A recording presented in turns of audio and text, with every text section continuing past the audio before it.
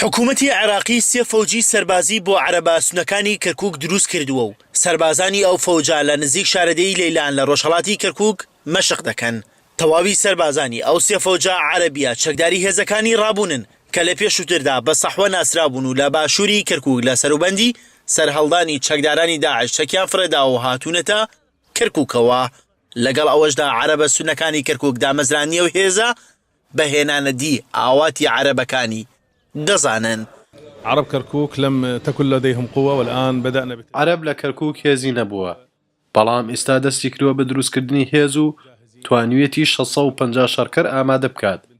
ئەو هێزە مەشق و ڕاهێنانیان پێکراوە تەنها چاوەڕێی پڕچەککردن بۆ پاراستنی ئەو ناوچانەی لەم دوایەنەدا پێشمەرگە کۆنتڕۆڵی کردووەتەوە. لمسك الأرض في المناطق التي حررت.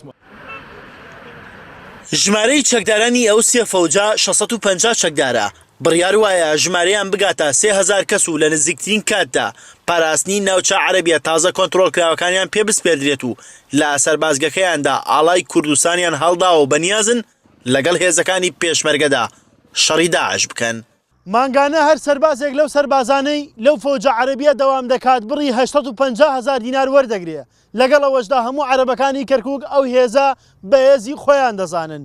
پێشتر عەرەبە سونەکانی کەرکووک داوایان لە مەسعود بارزانی کردبوو فەوجێکی هاوشێوەی ئەو فەوجیان بۆ بکاتەوە و تاوەکو ئێستاش چاوەڕوانی وەڵامی سەرۆکی هەرێمی کوردستانن.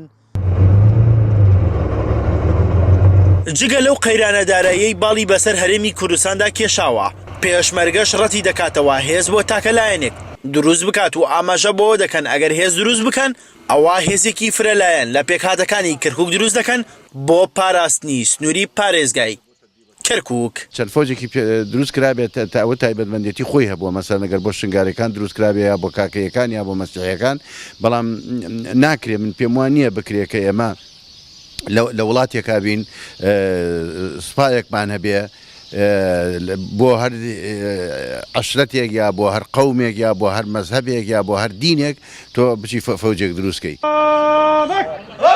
ئەو هێزە بە ڕەزامەندی پارێزگاری کەرکووک هاتوونەتە ئەو شوێنە و هێزەکانی پۆلیسیش پارێزگاریان دەکەن و تەنها مەشق لەسەر چەکی جۆری کلاشیکۆڤ دەکەن و هێشتا هیچ جۆرە چەکێکی دیکەیان پێ نەگەیشتووە.